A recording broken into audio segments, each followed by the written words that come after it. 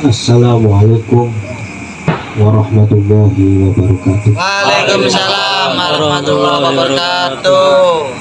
Alhamdulillahi munawwirul hijab yahdi ila matna safinatul najah wa naf'uha akmal ardi jawa amal bihuli rabbina wa kullah.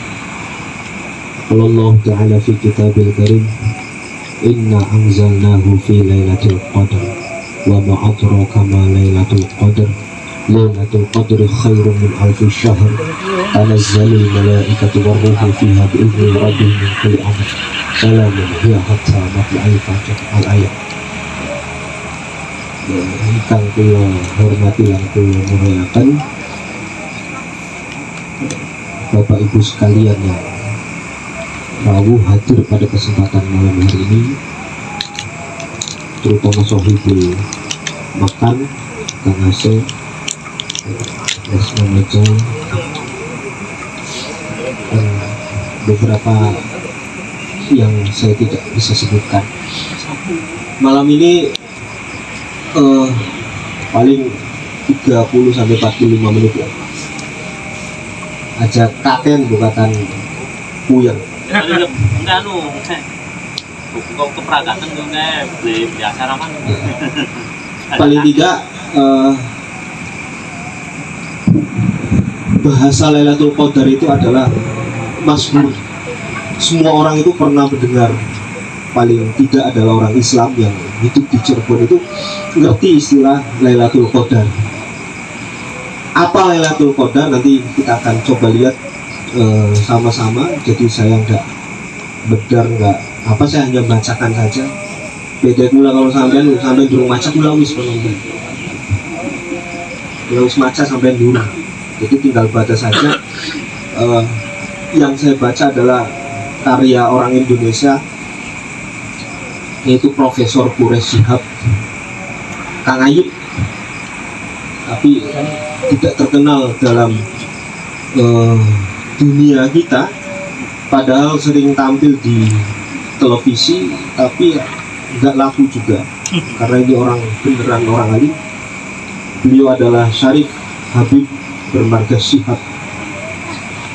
Sejak muda riwayatnya sekolah di Mesir, S1, S2, dan 3 itu tafsir hadis, jurusan tentang ilmu tafsir.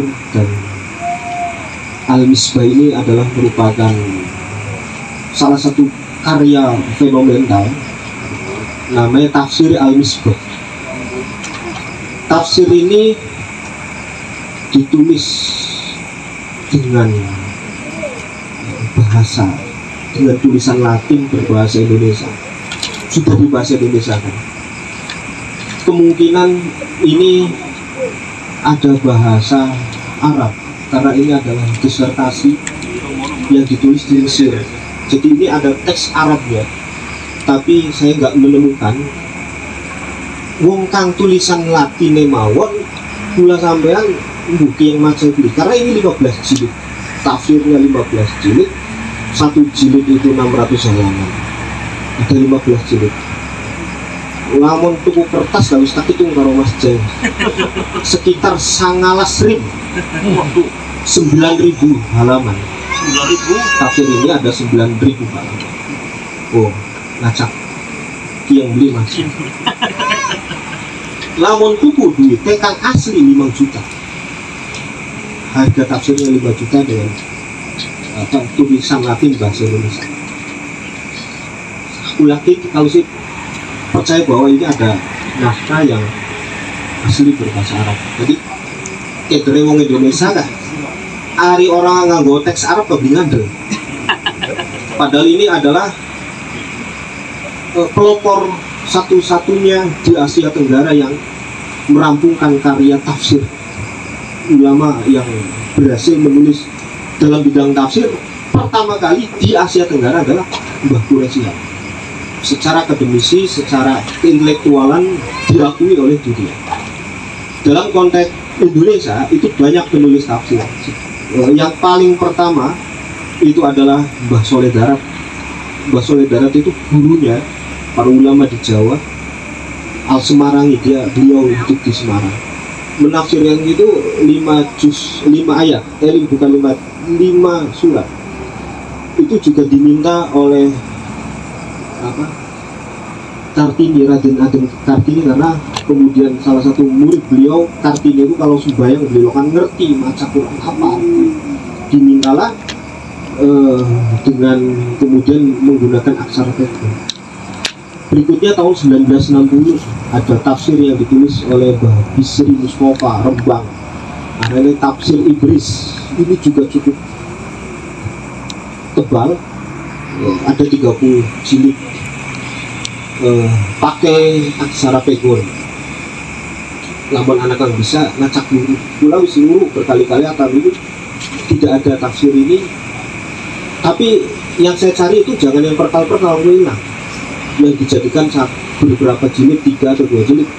Enggak, sampai sekarang saya pesan enggak dapat. Yang banyak beredar adalah semacam per juz, jadi ada 30 juz. Harimau Konon bakal hilang. Ketiga adalah yang dilakukan oleh Buya Hamka yang namanya Tafsir Al-Azhar. Paling enggak sebelumnya mungkin ada, sayanya saja tidak tahu. Ini adalah beberapa yang saya sebutkan karya orang Nusantara yang saya sering ngobrol dengan beberapa orang, itu nggak pernah dianggap sebagai ilmu tafsir. Bahkan Ibris yang tulisannya Arab Pegon itu bukan tafsir.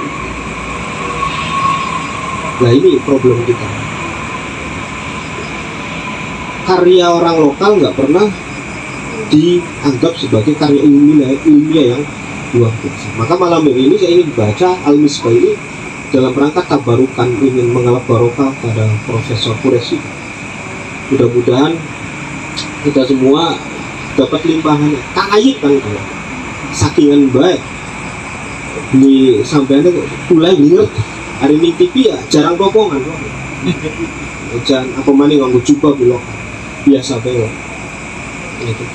Berikutnya itu dalam tafsir ya, jadi saya langsung nanti yang saya akan bahas itu juz ke-15. Suratnya yang saya bacakan tadi adalah surat Al-Qadar. Nanti tafsirnya kayak sebelum itu agaknya supaya gamblang jelas apa sih metodologi tafsir ini. Pertama adalah tafsir ini adalah metodologi cara nulis itu tahlili, metode yang dengan cara menafsir Al-Quran ayat demi ayat, surat demi surat sesuai dengan urutan mushaf Rosi Usman. Ini penting. Jadi menafsir Qurannya nanti kita akan buktikan surah Al-Qadar. Jadi ayat demi ayat. Al-Qadar dipahami dengan ayat Quran yang lain, surat by surat, surat dengan surat yang lain. Istilah ini adalah nanti kemudian akan melihat kontekstualnya bagi Indonesia itu apa. Jadi banyak sekali nanti, salah satunya akan terlihat sekali kitab tafsir ini akan menerangkan konteks Indonesia kayak. Nah ini yang paling menarik. Dan saya baca berapa kali ya, saya tadi ke rumah sakit dari jam 1 sampai pulang jam 6, itu kesempatan saya baca berulang-ulang. Pendapat-pendapatnya juga mengutip banyak ulama tafsir yang lain. Jadi termasuk adalah tafsir yang sangat kontemporer yang dilakukan oleh Muhammad Abduh dan Rosyid Ridho di Mesir. Nah ini juga saya pikir butuh disampaikan. Tadinya sih nggak mau nulis ini supaya saya nggak terlalu capek mikir.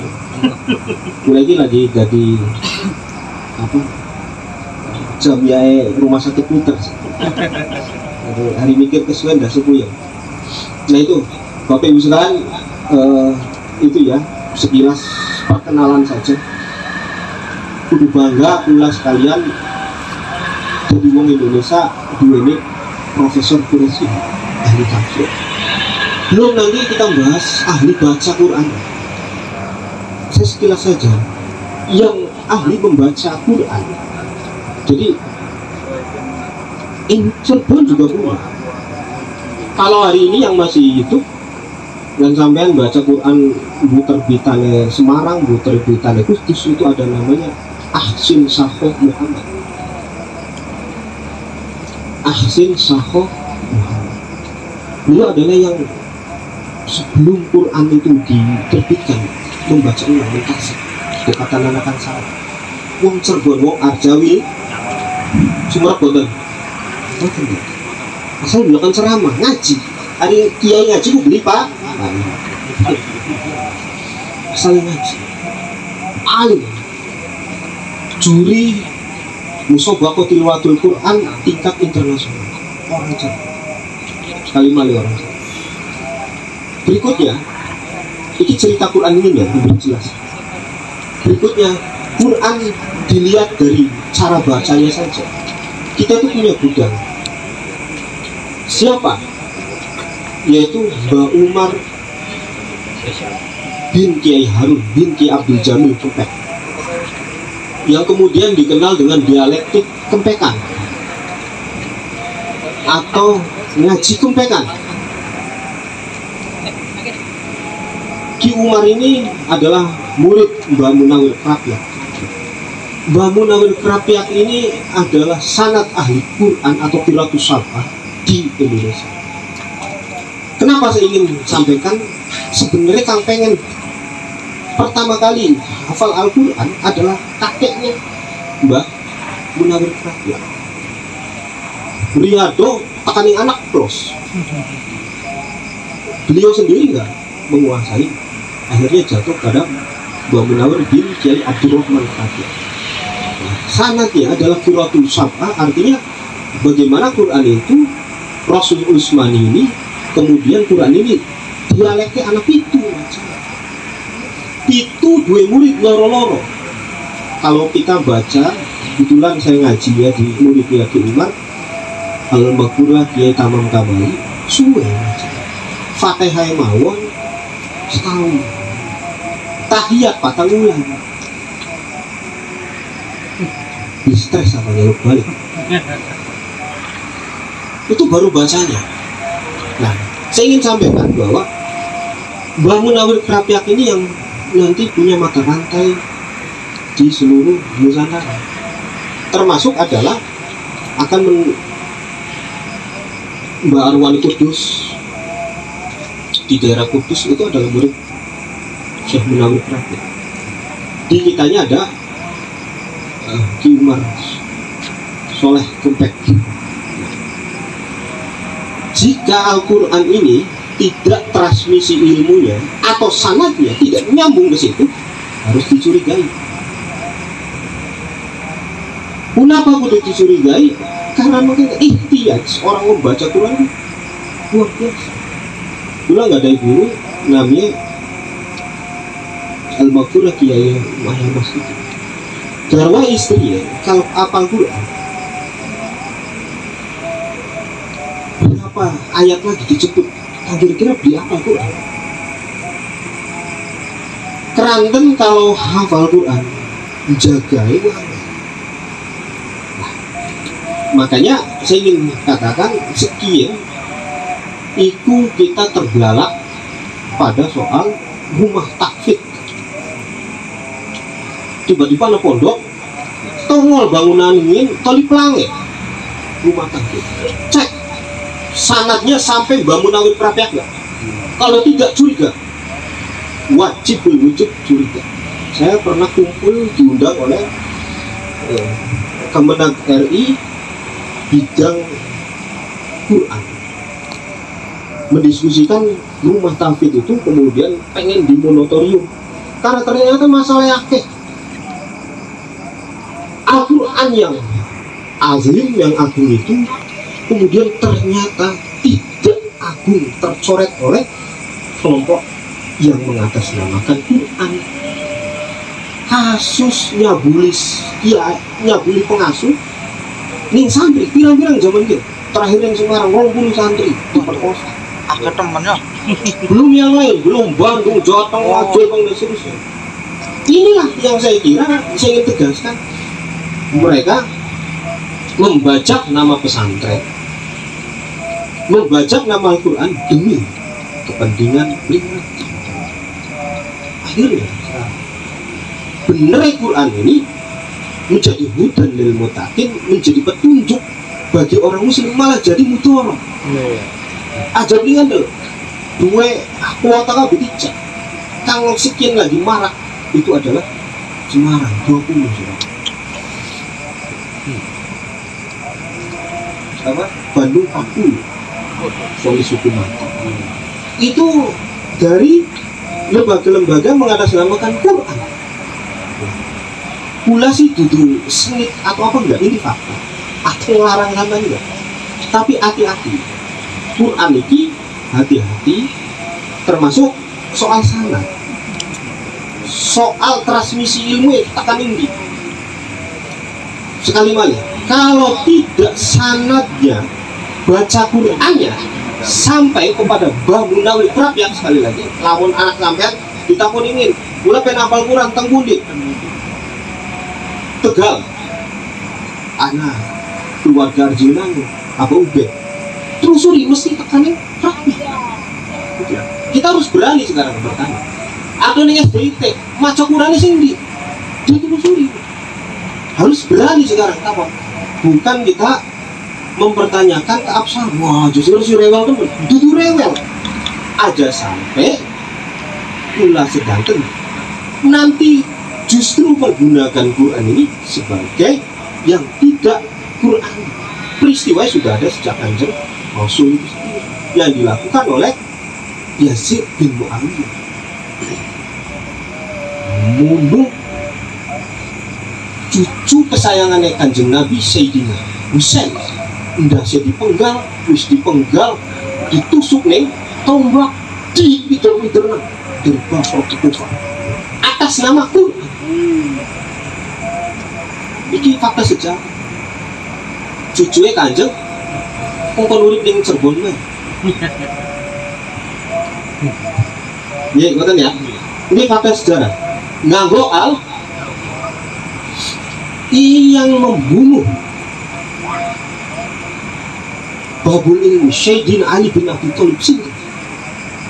Orang yang pertama mengajarkan Al-Quran Abu Mujam. Artinya, makanya saya memandu-wanti belum ditafsir membaca Al-Quran saja harus punya guru yang jelas. Ya, pula ngomong anunya ya, gambaran umum ya. Lamun orang takkan tafsir ya harus bongkar lah. Karena apa? Al-Quran itu inna nahnu nazalna dzikra wa inna lahu lahafidz. Jadi pangerane mulai kita ngomongin Quran dan mulai kita jaga. Jadi kula-kula sampean itu aja kegayaan. Wah, kita bisa jaga. Berdasarkan sejarah harusnya Quran ini sudah hilang. Kalau diruntut abad 11 dan 12 penyerangan Mongol lagi hebat-hebat, bagaimana peradaban yang ada di Mesir, Andalusia, Alexandria, Sungai Nil itu berubah menjadi warnanya merah dan hitam. Itu karena di seluruh kitab dibakar. Abad ke-16 saat invasi Belanda masuk ke Cirebon, saat itu adalah Pangeran Arya Cirebon atau Pangeran Wangsa. Belanda mencari kitab-kitab, dokumen-dokumen, termasuk salah satunya adalah Quran. Akhirnya diumpetkan di kebuyutan oleh Pangeran Wangsa. Quran itu wis musnah dengan peristiwa-peristiwa itu. Tapi karena tadi saya sebutkan yang menjaganya langsung Allah, dilarang anak. Masih anak. Ya, cici dilarang anak yang meneruskan, baik itu Rosmu Ismaninya ataupun orang yang merawat Al-Quran secara hafalan dan seterusnya. Itu karena Quran ini azim, maka kita harus pahami Quran ini adalah bukan makhluk. Quran ini bukan makhluk.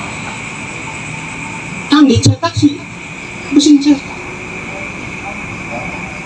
Diturunkan ini 22 tahun, 22 bulan, 20 hari. Kalau kita baca tafsirnya langsung. Makanya Nasir Hamid Abu Zaid menjelaskan Quran ini punya metodologi turun yang disebut sebagai unifikasi, tanya jawab. Kenapa sih ngangsur? Kayak cicilan motor gue. Unifikasi itu bagaimana proses Quran itu banyak dilatar belakangi dengan pertanyaan-pertanyaan. Biasanya ayat-ayat menggunakan wayas alunaka itu adalah yang disebut oleh Nasir Hamid Abu Zaid sebagai teori unifikasi. Wayas alunaka anil khomri wal maisir. Ake wong takon apa sih khomer dan maisir, khomer dan memabukkan. Wayas alunaka anil mahid. Apa sih kang arane darah haid? Nah, itu ayat-ayat yang menggunakan bahasa istifham. Pertanyaan wayas alunaka ini adalah pertanyaan. Termasuk nanti Al-Qadar. Surat Al-Qadar yang nanti kita sebut Lailatul Qadar ya, adalah punya asbabul nuzul, proses turunnya ayat. Bagaimana proses turunnya ayat Al-Qadar ini adalah atas dasar 3 hal. Yang satu nggak masyhur dan ini bisa terbantahkan menurut tulisan atau tafsir Al-Misbah ini. Pertama adalah yang dianggap bahwa Al-Qadar ini min alfu syahri, lebih baik dari 1000 bulan. Kemudian ditafsirkan turunnya Al-Qadar ini adalah karena penyiksaan Bani Umayyah terhadap keluarga Sayyidina Ali bin Abi Thalib. Setelah dicek ternyata kekuasaannya Ali Umayyah itu 83 tahun, enggak pas. Sedangkan apa namanya 1000 tahun pulang itu yang menurut apa namanya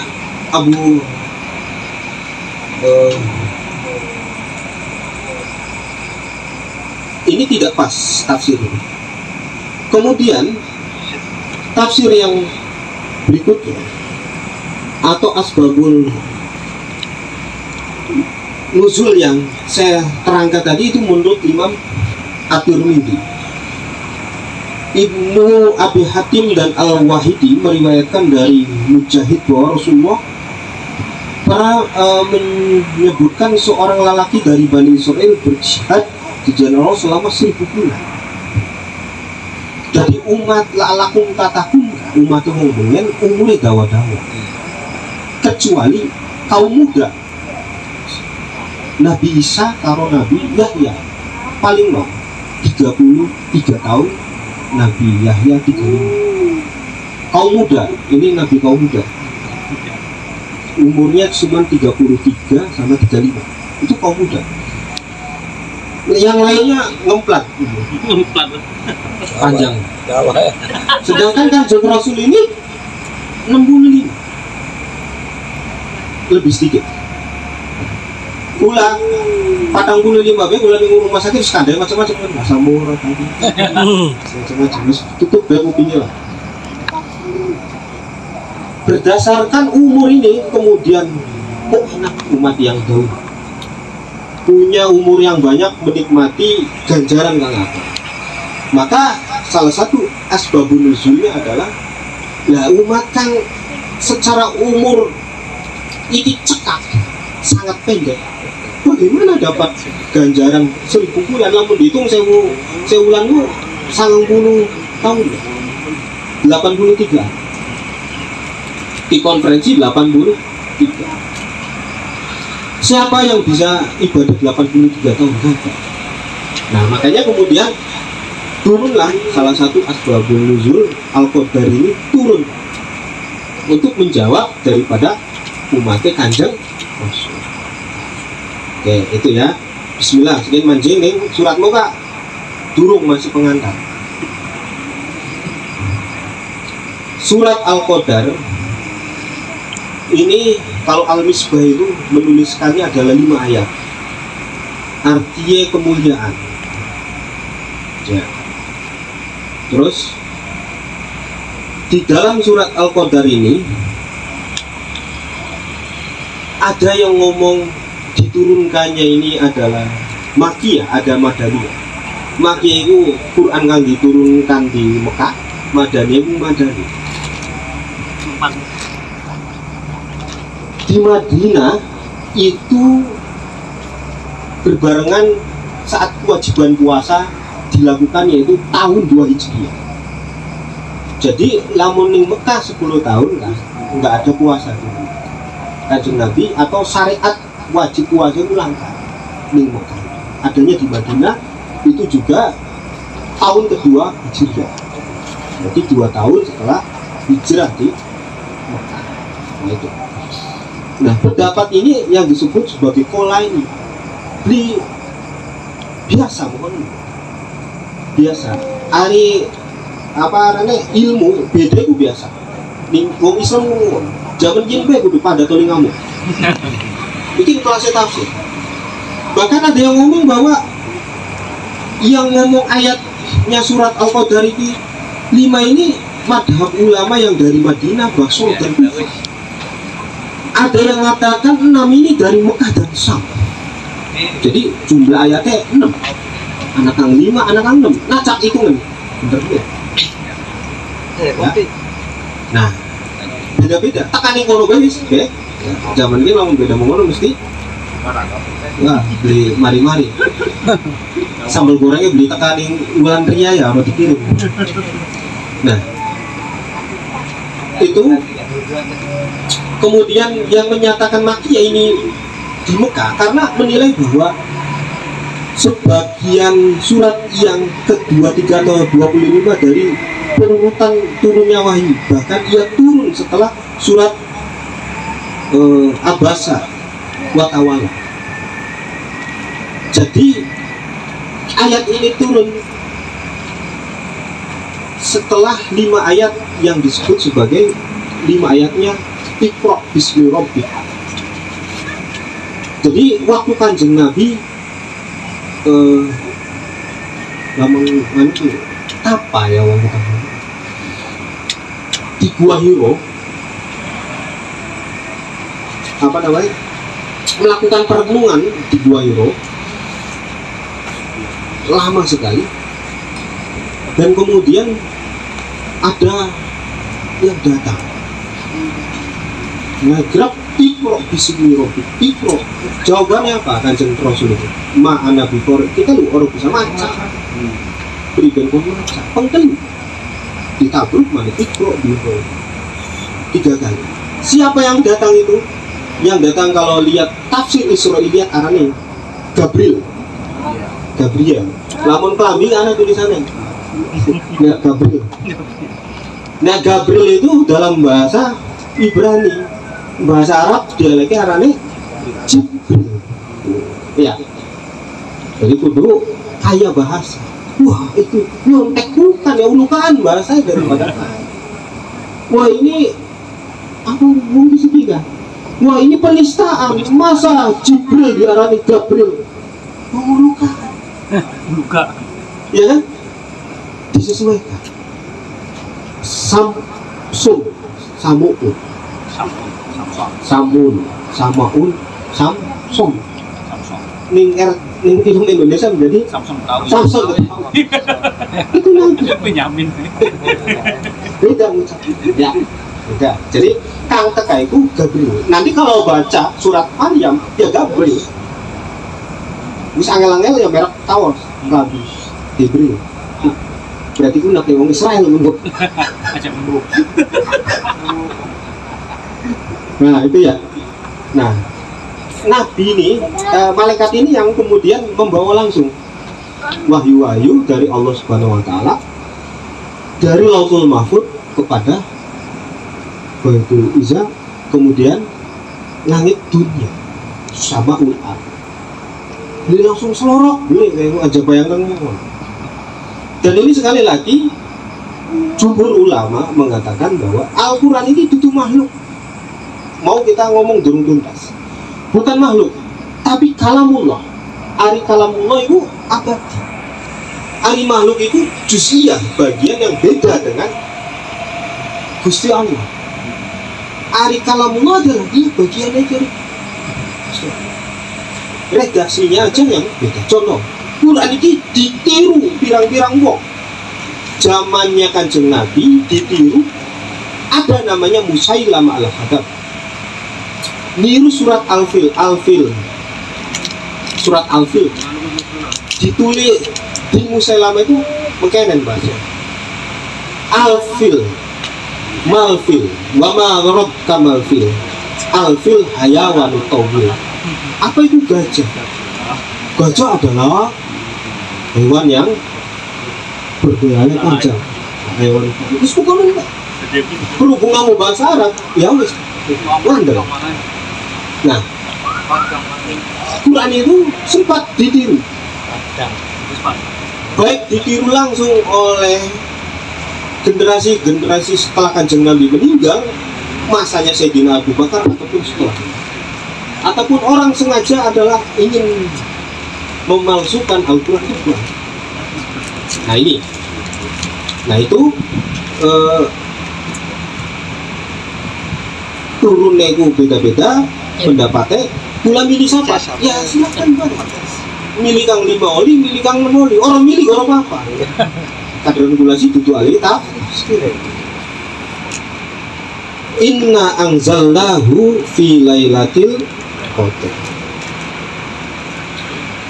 Ayat pertama ini dari segi uslub bahasa. Kata anzalna terdiri dari kata anzala. Anzala telah dan inna yang merupakan pengganti nama banyak person yang kedua, serta hu yang merupakan pengganti nama tunggal person ketiga.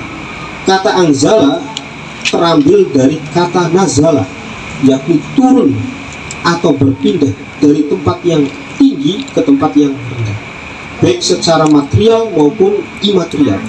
Bentuk lain yang juga terambil dari kata tersebut adalah nazala. Para pakar bahasa berusaha menemukan perbedaan makna kedua kata itu. Ulama salaf diwani nafsirikin. Diwani nazala itu apa? Masa iya kalau pangeran itu langsung tebluk? Saking agungnya Quran nggak pernah. Nah, penelusuran ini kemudian menurut tafsir Al-Misbah ini, berdasarkan dua kata inilah menjelaskan turunnya kitab suci umat Islam. Maka mereka berkesimpulan bahwa Al-Quran pernah turun sekaligus, dan itulah yang ditunjuk oleh ayat yang menggunakan kata anzalam. Ya, beda-beda kan?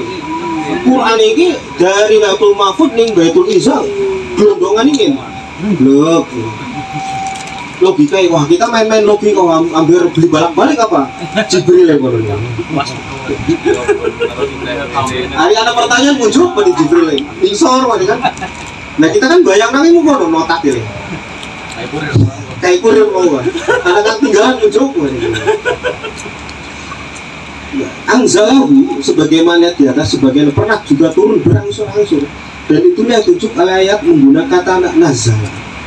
Diturunkan Al-Quran sekaligus, kata mereka adalah Allahul al-mahfud ke langit dunia. Mau pukul sebutkan.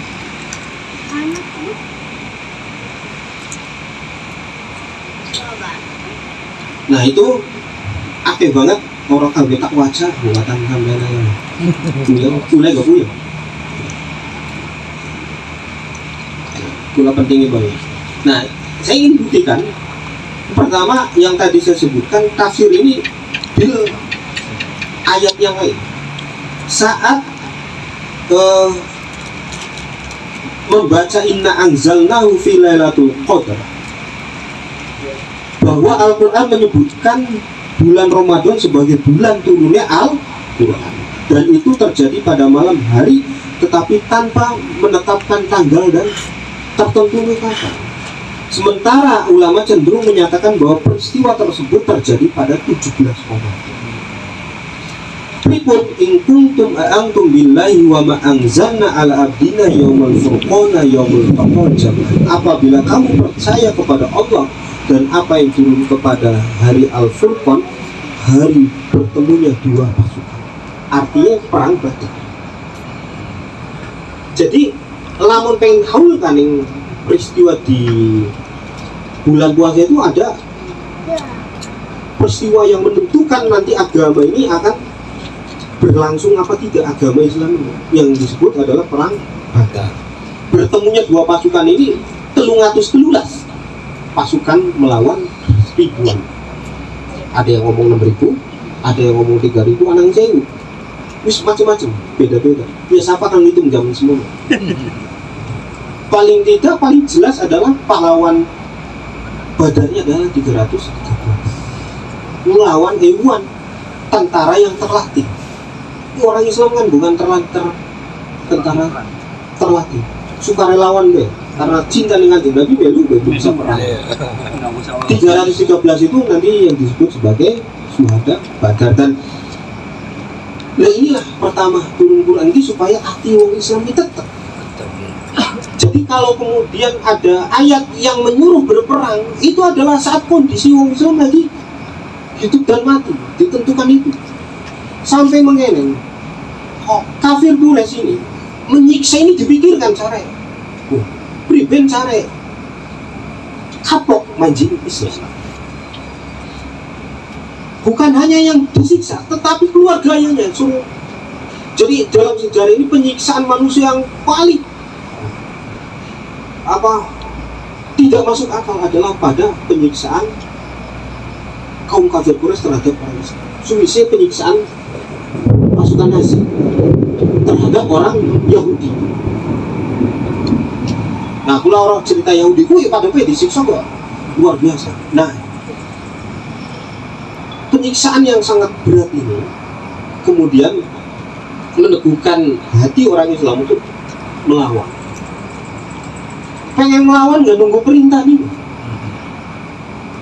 Anak nih dalil Gusti Allah sudah memerintahkan. Nah inilah kemudian ayat ini, Quran ini turun, yang satu menandakan bahwa Maulidu Rasul, bahwa Kanjeng Nabi ini adalah utusannya mau kebliatin kelasnya Al-Amin, wong kang beli perabobat sebelumnya Nabi diangkat jadi Nabi, itu sudah punya gelar Al-Amin.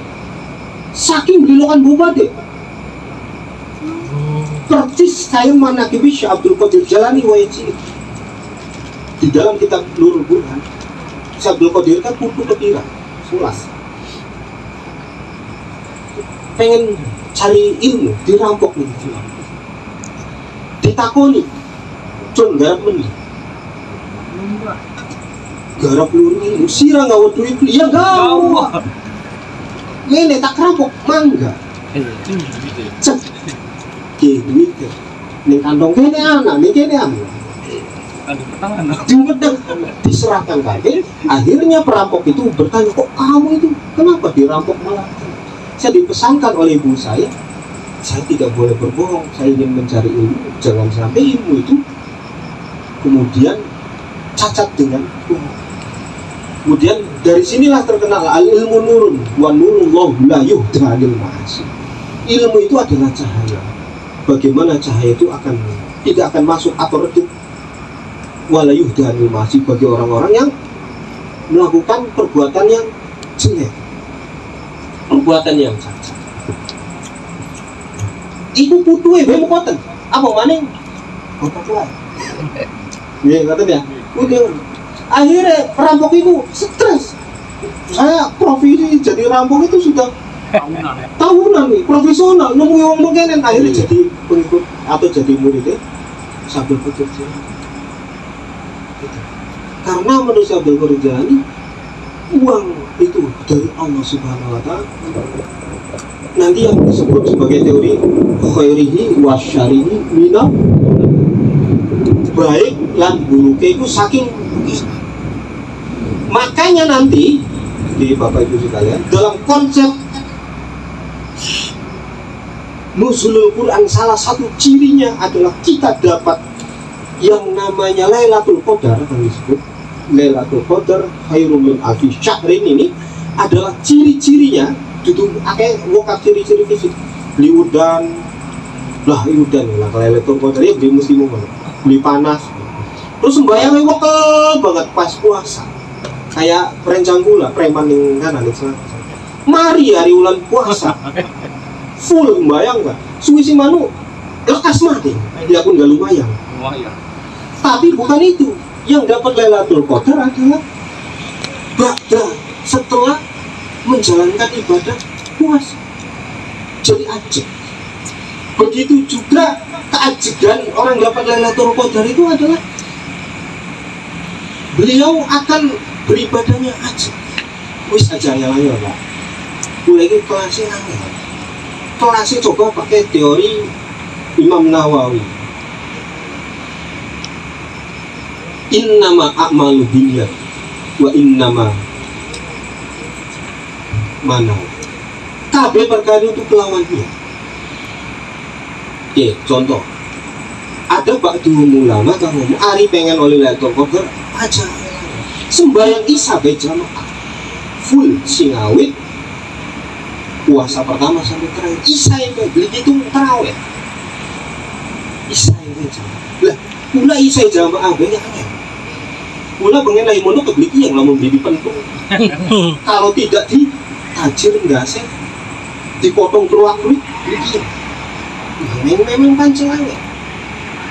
Lalu bagaimana khairi wa syari ini kemudian dalam teorinya akan menghasilkan ini, bahwa Lailatul Qadar ini akan menghasilkan ini hati mawon pulang belajar sanes belajar pulang saking kiai masih di bawah apa baik pegawaian itu bisa jadi ibadah kami tapi tahu caranya itu dengan hati hadis nama mau lebih sampean pengen beli menggawe wolong jam tapi dihitung kayak sembahyang wolong jam menurut Mas Duki tinggal lihat saja lihat kita ibadah makanya anak Rabi dihitung sembahyang wolong jam terawih kacek 5 menit belurungan gelis padahal kacek 5 menit karena apa lumayan 5 menit bisa ngudut Samsu iki wolong jam iki Mas Duki iki muridnya saking Bahasim saking ahli hadis nah gitu begitu juga wes balik maring begitu juga pada proses niat ini kalau kita ingin tidak bisa latihan paling nggak gini kalau anak ada kemudian kita nggak bisa jamaah ya lupa ngapuran yang mengerang ya Allah pula nyuwun akhirnya pangapuran pula buatan sakit temu sholat atau melawan anak istri nyesel gini aja biasa wah biasanya harus bekel gawe nyetel film nah ini nggak dapat lewat kita latih dalam hati kita penyesalan saja dulu wis aja sembahyang 5 waktu padu isya baik karena ada yang sekali lagi ada yang mengatakan wis sembahyang isya baik sampai peragat aja tasbih mana yang gula pernah sembahyang tasbih tahun ini pada neretak sembahyang isya mana kita latih nggak usah sholat isyanya latih hatinya bagaimana kita jangan terbiasa saat ada orang adzan kemudian jamaah hati kita biasa baik maksudnya Pak Pamora biasa baik ya wis lah nyantai baik enggak nggak bisa sembahyang nyesel lah belajar nyesel seulang be masa bisa mulai wis latihan ya kelingannya belum dino wis mana biasa apa mana wali bukber wah selalu asal hati kita ingkar pada visuali pada perkara yang tidak baik itu sudah bagus latihan hati mawon wis khairi wa syari minallah ini kemudian perkara-perkara yang termasuk dalam Lailatul Qadar ini adalah perkara ajib baik itu kita nanti ditakdirkan Allah melarat atau suci ya biasa iku wong wali Lailatul Qadar. Contoh, iki kelas wali anane Sara Al-Kam. Makom itu ada tajrid, asbab, dan makom murid. Yang terakhir itu menurut Imam Abu Hasan Al-Asy'ari adalah makom murid yang paling tinggi. Aneh, ning kita ada wali kutub Syekh Syarif Hidayatullah, itu sudah makom itu. Makanya saat diracun si Nuhun Jati diracun, itu tidak pernah menolak. Nganggo bukan itu, pakai docang. Nah, segini kan enak nih racunnya dipakai ya. Rebutan misalnya. Docang itu adalah untuk meracun Sunan Gunung Jati. Makum ridho itu adalah akan menerima kejelekan apapun, diserap kejelekan ini menjadi baik. Tuh, makum ridho. Ya, tapi sampai aja coba-coba, terus balik, mulai sih terus nenggehnya langsung nacak gue yang minum spiritus, terus pakai jadi baik, jadi sehat, nggak aja. Kalau kita adalah makum ya tajrid, luru ya udah.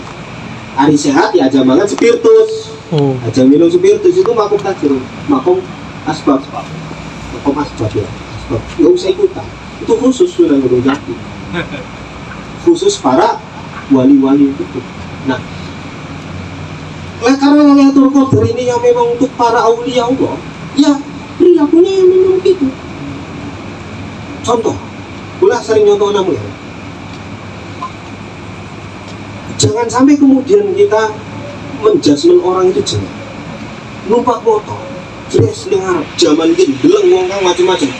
Wong wadon bu ari deleng, wong lanang seneng beli. Jawab seneng. Itu pasti seneng. Lamun di ronsen nggak jawab.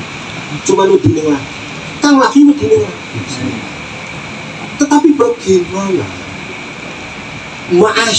ma'asyatul ain ini dirubah? Itu mimpet mata.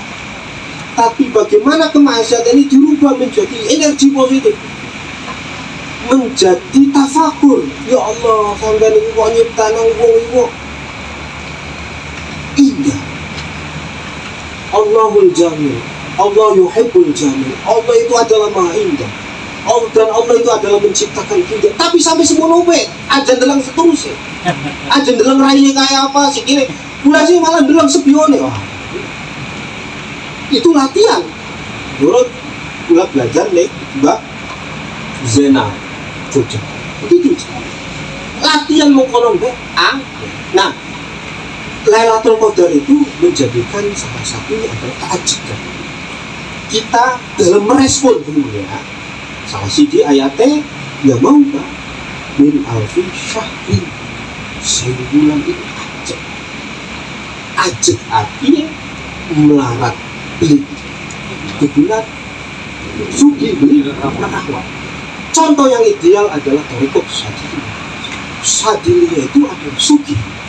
Kalau menurut Bahali di Jogja itu tarekat itu dibagi dua, yaitu tarekat hati dan tarekat sugi.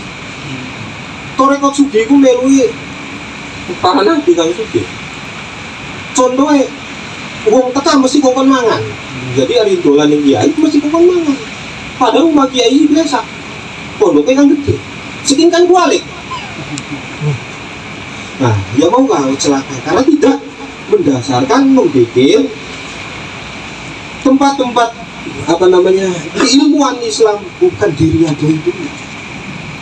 Mula pernah dengar boyo, Mbah Abdul Karim dikirim oleh Mbah Banjarmelati, Mbah Soleh Banjarmelati ke Kediri, jipai beras, karo pitik di santri tetap membeli makan pacek selama bertahun, bodong pacek demi merah hati. Pondok Babakan juga tidak, Pondok Wino Mbah harus muter-muter Babakan. Yang uluk salam saat itu adalah pasukan perang kedua, yaitu yang namanya Syekh Hasan bin Abdullah atau Kiai Jati. Uluk salam. Setelah itu digarap. Nah, ini perilaku-perilaku yang model nuzulul Quran atau yang disebut sebagai Lailatul Qadar itu sepindah malih sih wis pergat waktu ya. Sepindah malih adalah untuk menegaskan bahwa mau kata-kata wong Cirebon sugih beli rawat larat beli kebunan bebas. Makanya bahasa Nabi umumnya baik selapangan anak wali kang teka lah wali kok sugih teka nih. Ternyata yang tidak pernah merasa memiliki dunia itu, dan akhirnya di dalam tarekat ini bagaimana kekayaan itu tidak dimiliki, tidak menghalangi kita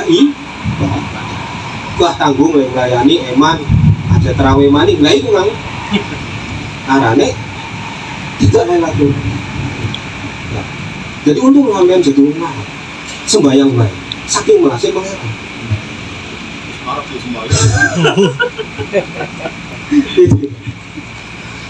bagi para wali enggak biasa saja. Makanya saya diceritakan kemarin dari itu sudah bagaimana ditinggal saja kayak pejuang kedong-dong yang di makam di Grogol itu di Armat Bujai Sudiko itu dagangan yang ditinggal sembahyang enak tahajud duha dan sepuluh ya dagangan yang bilang malah subuh malah ketika ngalim saya biayai nah itu. Nah Lailatul Qadar itu orang yang berjiwa begitu. Bagaimana yang miskin dia beli jajan kepengen temuan yang diminta adalah langsung pada zat yang sejati, wujud yang sejati. Oke, gitu. Kemudian mau ya. Jadi mau ngalor ngidul, mulai sih pengen maca kabeh sampe bakat cuman dalam mata sampean abang mulai gue ya. Nah, iya. Biasanya akeh bionane kula agak serius. Serius. Jadi ya mangga. Enggak kula pengen milih kayak apa, terus kita mau pegangan kayak apa, yang jelas bahwa semuanya ada ilmunya, ada nasabnya, ada bacaannya, dan termasuk terakhir kula pengen sampean cara maca gak beda-beda, suatu sabda itu beda-beda. Namun ada wong kang maca beda dia aja geger ngapir nang ini. Umpama ada bacaan Quran imalah kubro alimang kolun. Makanya setiap bacaan bala itu dibaca bale robu. Ada yang kemudian baca waduha jadi waduhe walaili dasaje terus. Tapi sampai aja niru balik singkir meluah. Karena apa? Itu harus proses yang disebut idaroah. Harus punya sanadnya. Kalau sampean ingin membaca Quran yang model waduhe walaili dasaje mawadaka rabbuka wa ma qala ngaji nih. Telungulan ngaji sampai praktek Quran binatur saja nggak selesai. Paling nggak 5 tahun. Kelas mana? Ngaji nih, mengkepek 6 tahun, biasanya 6 tahun, tahu 100 tahun. Kita nggak boleh niru, oleh pengajian langsung dirubah. Jangan niru, nyeplok nih jero. Itu maksudnya dari kepek. Biasanya ada 2 macam. Tiba-tiba kemudian ada orang baca Alhamdulillahi Rabbil Alamin Ar-Rahmanir Rahim Maliki Yawmiddin Iyyaka na'budu wa iyyaka nasta'in Ihdinas siratal Ihdinas siratal Ada pula, ini pula sampun idarah bagian ijazahnya hilang. Karena ijazah hilang ya orang-orang macam-macam. Wajah Quran yang dibaca begitu asalkan kita punya sanad tapi lamun sampean cuma ngurung-nguring YouTube tiba-tiba nggak boleh menyalahkan orang itu karena dari Qiratus Saba itu dari 7 orang punya murid 2 beda-beda mana baca itu ya tiba-tiba anak wong melanggam Jawa diharam anak tang lobate Sunda ya ngilati Sunda. Itu ya. Itu jadi tetapi ya semuanya harus punya nasab dan harus ada proses. Sekali balik nggak bisa proses-proses yang singkat ngaji cuma 5 menit kemudian nungguin YouTube karena eman akeh kuota tiba-tiba berubah maca Quran sampai wis aja macam-macam maca bet karo Quran kudus lah. Maca Quran kudus pera dangel. Nah itu kira-kira itu Bapak Ibu sekalian yang bisa saya sampaikan. Jadi sekelumit dari cara berpikirnya dari Profesor Quraisyah ini melihat bahwa kompleksitas menafsir itu enggak gampang karena ahli tafsir itu paling enggak riwayatnya 7 tahun harus hafal Quran. Kadang-kadang saya melihat riwayat Quraisyah 23 tahun itu sudah menjadi sarjana tafsir. Mesti ahli Al-Quran, mesti bisa Al-Quran, mesti tajwid apa, mesti ngerti tahlil la ilaha illallah, la ilaha illallah, la ilaha illallah Muhammadur Rasulullah. Lamun maceng masih Muhammadur Rasulullah atau Muhammadar Rasulullah, aja wani-wani macaku tafsir Quran. Berarti nggak ngerti al-mubtada'u wa ilmul marfu al-ali anil awamil lafiyah al-khobaru al-musnadu ilaih. Ari Muhammadun itu mubtada dibaca rofa, alamat rofa dengan doma karena li ismul mufrad. Jadi lamun dalil masih Muhammadan terus Rasulan atau diwalak-walik kayak Muhammadan Rasulullah ada kan bener nanti lah beli ngerti cara maca baik gak ya wis aja macam-macam ikut saja at-tabi'u lil manqur niru ya karena kiai itu beli mesti dalil wis nurut karena kiai itu maca kalau dikorting ngomong kita jadi aja takut ya mau ngomong dalilnya apa aduh ngecek temen gitu ya aja takut karena ngorting tugasnya para alim itu membuat perkara yang susah adalah menjadi gampang. Betul ya, kali malik tugasnya ulama itu beli gawe mafsadat. Ari anak ulama ngaku ulama gawe blesak dari mafsadat aja ngantuk. Mesti ulama itu memudahkan. Paham ya? Itu saja. Wallahu muwaffiq ila aqwamit thoriq. Assalamualaikum warahmatullahi wabarakatuh. Waalaikumsalam warahmatullahi wabarakatuh. Alhamdulillah.